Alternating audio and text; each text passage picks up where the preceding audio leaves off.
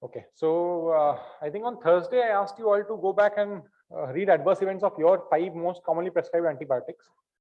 So this is basically a sensitization session.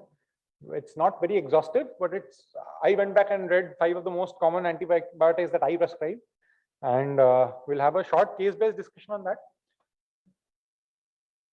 So this is and the cases here will be purely immunology, because these are all cases that we have had in the last 3 years of at least of my residency. So I pardon if beg your pardon if the cases are not relevant to you, but the clinical scenarios are. So this is a 15-year-old boy who had inflammatory polyarthritis for a year involving bilateral knees, inflammatory back pain and enthesial pain. And as you can see, there is definite evidence of sacroiliitis here bilaterally. And on examination, he had swollen knees and tender knees, enthesitis at bilateral tibial tubercles, Achilles tendon insertion. And the diagnosis was not uncertain. So it's JIA-ERA. He had an elevated inflammatory marker. So this boy, 6 months in, was in remission on methotrexate 25 mg per week. He had a bout of fever, sore throat and cough, followed by acute pain in the left ankle. And on examination, he had edema around the ankle and he was unable to move the foot. So this is the ultrasound of the left ankle compared to the right ankle. And what you see here is a Achilles tendon. This continuous band of tissue is the right Achilles tendon. On the left side, as you can see, the Achilles tendon has ruptured. So there's an abrupt cutoff of the Achilles tendon in the middle of the screen. There's lots of edema around the Achilles tendon around here. So this patient has had a Achilles tendon rupture, acute rupture of the left Achilles tendon. So you can, all of you have your phones, right? You can, so you can scan this QR code. We will have a interactive session here. You can take out your phone, scan this QR code. It will take you to this website. Or if you don't have a QR scanner, you can go to this website, slido.com, and you can enter this code. So everyone is okay with it? Has everyone gotten access? Achha, no internet. Okay. So what's the consensus? How many have access? How many don't? No internet connection. Okay, so this is a unfortunate turn of events. Okay, so any of you who have access, you may vote. Yeah, it will be up again. So what do you think this is? What antibiotic can cause this acute tendon rupture? Yeah, so good. So maybe you don't need to vote on the first question. Okay. So that's an overwhelming response for quinolones. So this is a very common, this is actually a class effect of quinolones, and not many people know it. This patient was actually given levofloxacin for a simple URTI. I mean, this is very common in the general practice setup, and it's something that can have catastrophic consequences for this patient. He'll need a reconstruction, tendon reconstruction. He'll need a extensive rehabilitation for a month, 6 months. So, and it's not something that people really are sensitized about. So we'll go to the next case. So this is the boxed warning of fluoroquinolones that the FDA issued in, I think, 2017 or 2018. It's a black box warning on fluoroquinolones causing tendinitis and tendon rupture in all age groups, not just children. And what is the risk of tendon rupture with fluoroquinolones? In females, it's fairly high, odds ratio of around 4. Compared to males, males don't have as high a risk, but overall risk odds ratio is around 2. So you are 2 times as likely to develop a tendon rupture on fluoroquinolones usage. Tendinitis risks are actually much higher. So tendinitis risks for men odds ratio around 3.6, for females around 5, more than 60 years around 8.3. Patients who are non-obese, that is lean and thin individuals, actually have higher risk of tendinitis. Patients with glucocorticoid use have a 9 times risk of tendinitis. Those who have diabetes again have a much higher risk of tendinitis, and those who are on renal failure or have dialysis dependence, they have a risk of 20 times for tendinitis. So it's a fairly high risk across all classes of quinolones. This is the second patient with fever, polyarthritis and dyspnea on exertion, myositis and Raynaud's phenomena, presenting in October 2019. The ANA was 4+ cytoplasmic and anti-PL7 antibody was positive. So this is something known as anti-synthetase syndrome. Maybe our colleagues from pulmonary medicine will recognize this patient. And she had HRCT of the lung showing NSIP in 50% of the lung. And he was referred to us, and we started on mycophenolate, no response at a year. And January 21, she came with worsening dyspnea on exertion and worsening PFTs. The NSIP was now involving 70% of the lung.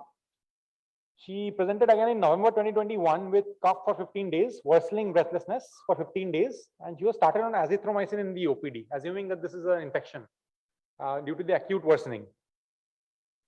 So this patient presented to us in December 2021, roughly 15-20 days after starting this antibiotic, and she had abdominal distension, and she was passing 3 to 4 small volume stools per day, and this was her X-ray of her abdomen. So, okay, I think I've given the answer here. Okay, so the next, yeah. So this patient was prescribed azithromycin.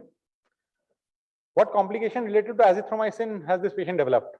Okay, so we have a race between C. difficile enterocolitis and paralytic ileus. So the consensus again seems to be C. difficile.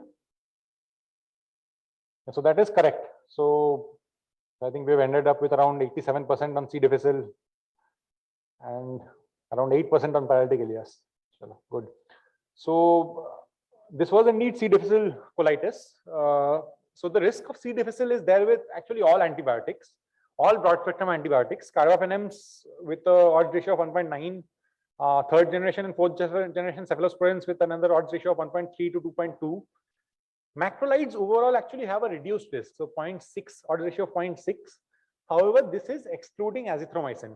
Azithromycin is the only macrolide for which there is again a warning from the FDA for C. difficile colitis, and it is actually the most commonly used antibiotic everywhere in India. I think anyone and every one of us has azithromycin for sore throat. Piperacillin tazobactam again with an odds ratio of 2, and at least 2 antibiotic classes, the odds ratio goes up to around 1.6. So this is the third case. It's a 30-year-old female who had recurrent menorrhagia and easy bruisability starting in May 2020. Platelet count of only 16,000. Bone marrow was normal. She was under hematology follow-up with ITP as the provisional diagnosis. She was on steroids and azathioprine. And she was referred to us in June 2021 when she had pancytopenia, new onset pancytopenia. And at this time, the ICT was done and the indirect Coombs test was positive.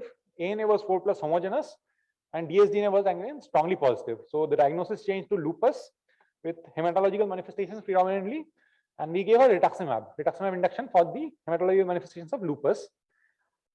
Jan 2022, she had new onset pancytopenias.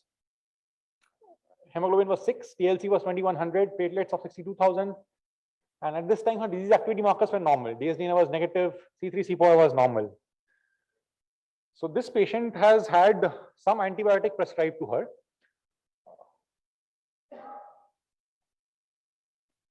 For 3 episodes of UTI, right? So she had 3 episodes of UTI, and we started this patient in our OPD on antibiotic prophylaxis. And she's developed this pancytopenia as a result of this antibiotic prophylaxis. So what is the consensus here? What is the antibiotic that has caused this? So yeah, again, the consensus seems to be correct here. Cotrimoxazole, 77% of you think it's cotrimoxazole. And indeed, this patient was actually started on cotrimoxazole prophylaxis from the OPD. And it's very common. So just as I showed you, patients of lupus who have steroid doses of more than 0.5 mg per kg prednisolone, they are given cotrimoxazole prophylaxis as the standard of care. And this patient developed pancytopenia as a result of prescribing cotrimoxazole from our side. So we actually went back and saw all her prescriptions from 2021 onwards, and saw that her pancytopenia started after she got cotrimoxazole.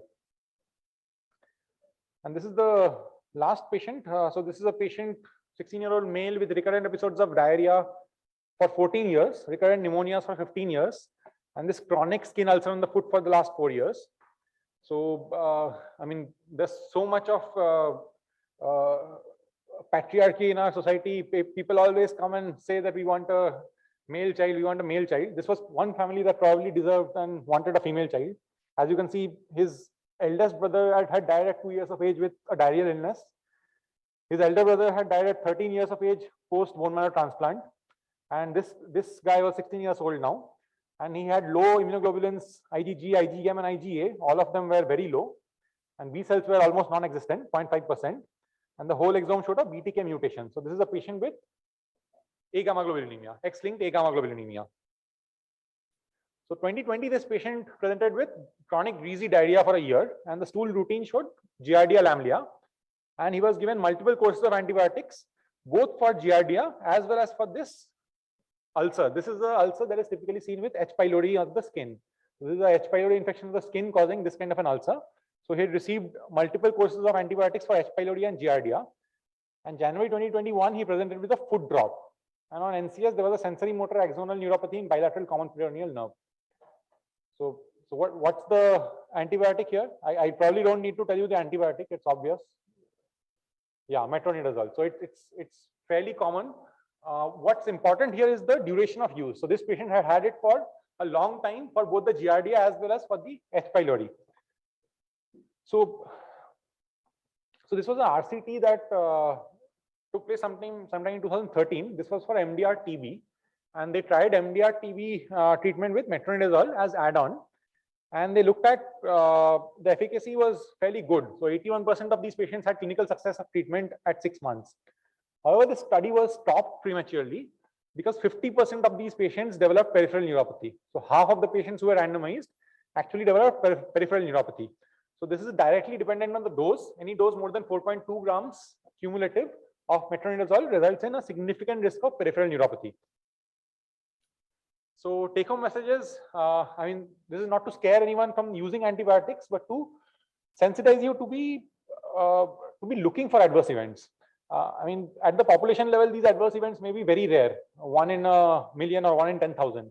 But at the individual patient level, they're devastating. I mean, the guy who had a tendon rupture is done for the next 6 months, right? So avoid antibiotics where they're unинdicated. Don't prescribe levofloxacin for URTI or azithromycin even for a URTI that is probably viral. And you only find antibiotic adverse events when you're looking for them. So be sensitized to adverse events, look for them. Advise antibiotics where indicated, don't advise antibiotics where they're not indicated.